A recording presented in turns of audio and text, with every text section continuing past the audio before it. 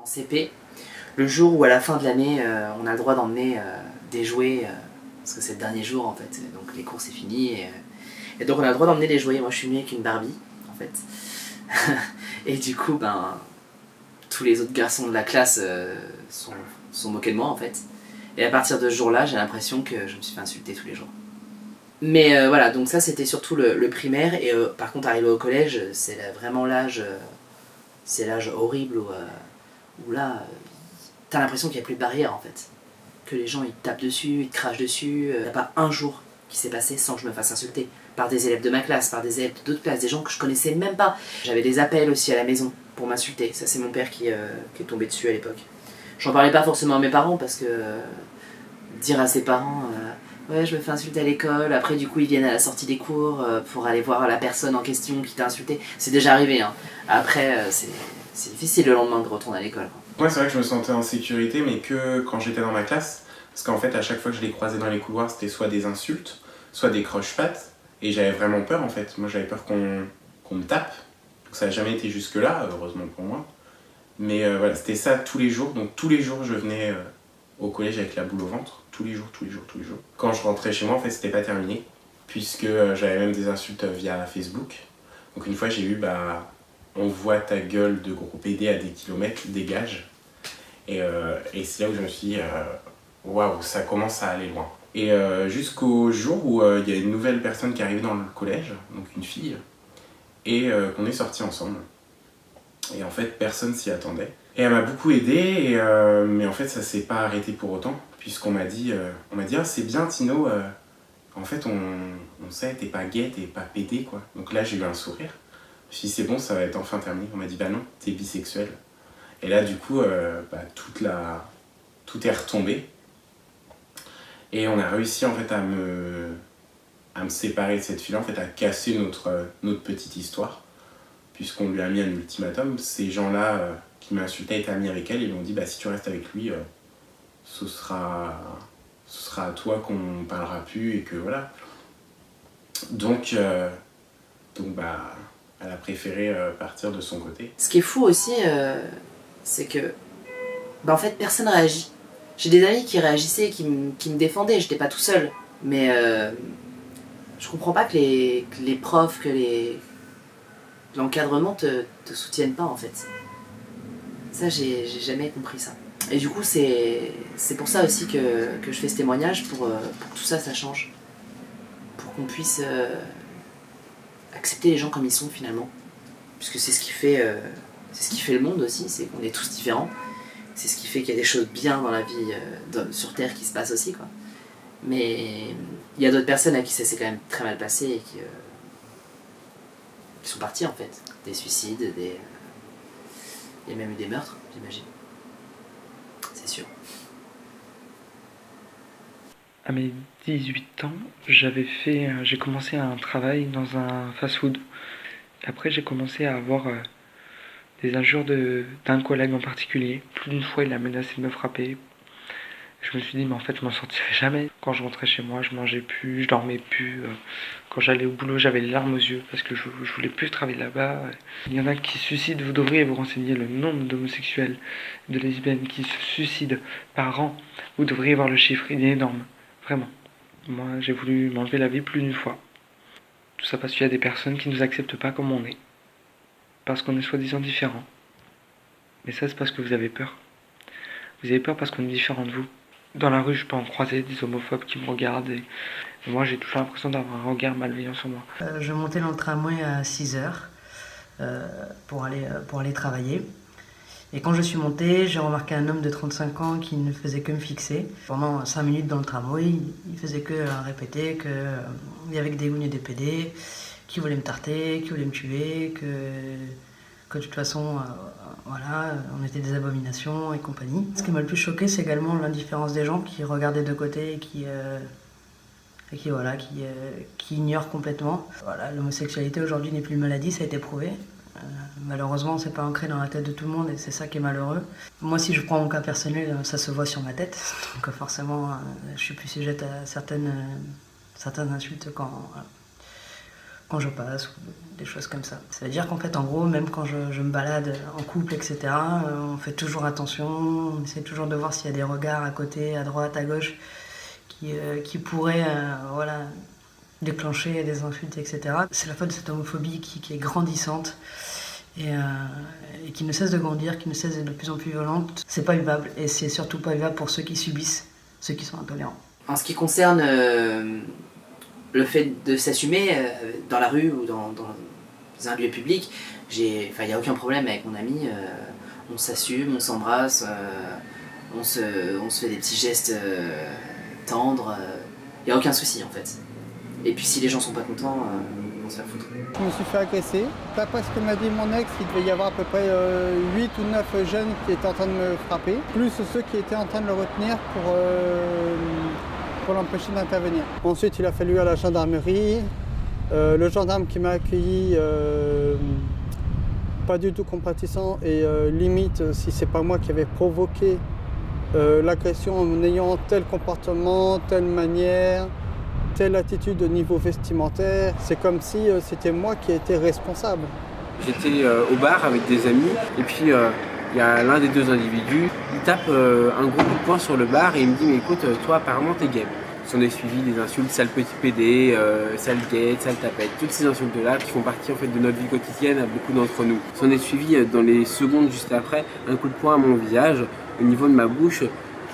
J'ai à ce moment-là plus senti mes deux dents de devant et je me suis rendu compte juste au moment où cet individu très lâche a pris la fuite que mes deux dents étaient cassées. Je suis tombé face à des agents de police en fait, qui faisaient leur travail, qui ont simplement voulu appliquer la loi, qui m'ont expliqué que avec les informations que j'avais données, avec les noms, prénoms que j'avais donnés, ces individus sera très probablement retrouvé.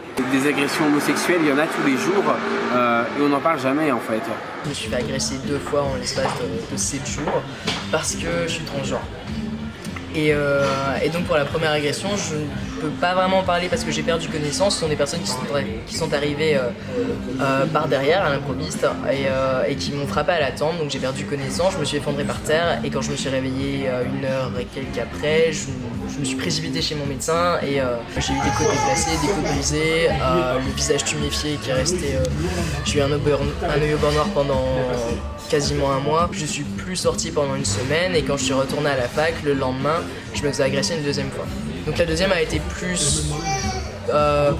moins violente physiquement mais plus violente psychologiquement puisqu'on m'a craché dessus, qu'on m'a insulté et le fait de se faire cracher dessus alors qu'on est simplement qui on est, c'est quand même assez violent.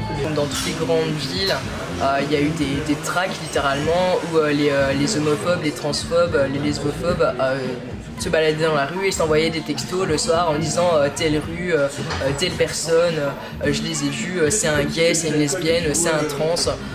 On les retrouve et ils leur tombaient dessus, ils me sont tombés dessus et vraiment ils s'organisaient comme ça pour faire des tracts de LGBT. Au Maroc, la prison, il y a une chambre, on met tous les homos. Donc on ne les mélange pas avec les autres, on les met à part. Une fois que tu fous les pieds là-bas, c'est l'image que tu n'oublieras jamais de ta vie. Donc j'ai subi la prison 2 fois. La première fois, j'ai fait 6 mois. À cause de mon comportement, mon orientation sexuelle. Sur mon casier judiciaire, c'était marqué contre nature parce qu'aujourd'hui, la loi marocaine, il mettait plus sur le casier judiciaire homosexuel parce qu'ils savent très bien qu'avec ça, tu peux demander l'asile, comme j'ai fait moi, tu peux faire plein de choses. Donc maintenant, ils ne marquent plus homosexuel, donc contre nature. J'ai toujours renié sur le truc que j'ai signé que je suis homosexuel. Quand tu me poses la question, j'ai dit non, alors que ça se voit. J'ai dit non parce que si j'avoue, ça va être encore pire pour moi. Si je dois risquer 6 mois, je risque 1 an parce que je l'avoue complètement. Donc au bout d'un moment, on se demande si ça va continuer comme ça. J'ai fait ce que j'ai à faire et je suis arrivé en France et voilà, je vis ma vie ici. Bon, ma famille, c'est quelque chose que j'ai perdu, qui est en moi, que j'ai perdu, que je n'arrive plus à récupérer. Enfin, j'ai essayé de mon côté que ça ne soit pas un contact qui est coupé complètement, mais eux, ils refusent complètement de me voir ou de m'entendre, ou que je leur rends visite dans la maison qui de mes parents. C'est parce que mes frères, ils sont homophobes. Hein. Ils ne vont jamais accepter leur frère qui est homo. Ils sont homophobes envers les autres comme envers moi. Donc c'est quelque chose qui est hors la religion. Je ne sais pas comment on veut dire, mais c'est tabou. Voilà, pour eux, je ne suis pas quelqu'un de bien. Je témoigne aujourd'hui d'un cas de biphobie dont j'ai été victime il y a quelques années de la part de quelqu'un qui m'est très proche, puisque c'est ma mère. J'habitais dans un studio qu'elle m'avait prêté moyennant un loyer très modéré. Je n'avais pas emménagé depuis quelques mois qu'elle a commencé à m'envoyer des messages assez agressifs et haineux parce qu'elle pensait que ma meilleure amie et moi avions une liaison amoureuse. Et malheureusement, la conclusion de l'histoire a été le jour de mon anniversaire, un changement des serrures de la porte d'entrée. Je me suis donc retrouvée à la rue avec un joli message de « À toi de choisir le bon camp ». Aujourd'hui, j'ai essayé de reprendre contact plusieurs fois par courrier électronique. Malheureusement, le contact est rompu. Il faut sensibiliser tout le monde, y compris les parents, aux potentielles différences entre guillemets de leurs enfants par rapport à la norme qu'ils avaient imaginée pour eux, pour que ça ne se reproduise pas. Ma mère a appris que j'étais homosexuelle, donc c'était la fin de sa vie. Donc elle est descendue, elle était en colère, elle était en pleurs, elle a parlé avec mon beau-père. Je l'entendais dans la salle de bain qui disait « c'est plus mon fils, je le renie, il n'y aura pas d'importance à ce qu'il meure, j'ai plus d'enfants ». Et donc en entendant ça, moi j'étais en colère, j'ai pris mes affaires, je suis partie. Je suis partie et j'ai appelé mon père qui lui le savait déjà, il avait accepté, il n'y avait aucun problème, enfin il le savait parce qu'il s'en était rendu compte. Mon père qui essaie de rassurer ma mère en disant « mais c'est pas grave, y a pas de... » Puis elle en fait elle lui disait « mais si c'est grave, c'est le seul enfant que j'ai, toi t'as encore 2 autres filles donc y a pas de souci, mais moi c'est le seul que j'ai, j'aurai pas de petits-enfants, j'aurai pas de belle-fille. » Elle en est venue même à dire peut-être qu'il y a des médicaments qui pourraient le soigner, des piqûres, des trucs. Et puis bon, après le temps a passé, elle a compris ce que c'était, Enfin c'est quand même quelqu'un d'intelligent et qui a évolué, elle n'est pas restée bloquée sur ça. En fait, depuis que je suis petit, mon père m'a toujours dit de toute façon, si t'es pédé, tu dégages de chez moi. Je veux pas te péder dans ma vie. Du coup, j'ai toujours vécu dans la crainte et dans la peur. Et quand il y avait quelque chose qui apparaissait, ou que avec ma petite sœur, je me maquillais par exemple, ou que j'étais trop efféminé, je me faisais frapper. Des fois, je me faisais tellement frapper que je pouvais plus aller à l'école. Sauf que dans mon lycée, ils se sont rendus compte qu'il y avait quelque chose qui allait pas. Et ma prof, je lui ai expliqué. Et elle m'a dit bah attends, reste pas, tu vas être détruit. Je l'ai pas écouté, je suis resté. Et j'ai été détruit. Donc il y a un an, jour pour jour, mon père a appris que j'étais gay. Quand il l'a su, il m'a frappé et il a voulu me poignarder. Il m'a mis à la porte devant mon frère et ma sœur. Moi j'étais encore mineur, j'avais 17 ans. Et du coup, j'ai été à la rue pendant 6 mois. C'est dur de se dire que on peut être né par ses parents. J'ai voulu me suicider. Je me suis ouvert les veines. J'ai pris des médicaments. Beaucoup. Puis j'ai pris conscience qu'il y a des gens qui m'aimaient comme j'étais. Et que je devais pas changer. Je devais changer pour personne. Maintenant, j'ai un copain et je vis bien, heureux. C'est encore compliqué, j'y pense souvent, mais je suis heureux. Parce que l'homosexualité en Algérie, il faudrait le signaler entre parenthèses, l'article 233 et 238 condamne l'homosexualité de 2 ans à 3 ans de prison ferme avec une amende de 1000 vers 1500 euros. Malheureusement, j'ai fui l'Algérie pour pouvoir vivre, on va dire entre guillemets, en sécurité en France et librement. Mais je ne pensais pas que 3 ans après mon arrivée en France, j'allais subir plus de 48 heures de cauchemars et d'horreur. J'étais drogué au GHB dans un bar au centre-ville de Marseille et j'étais amené dans une chambre d'hôtel par 2 légionnaires.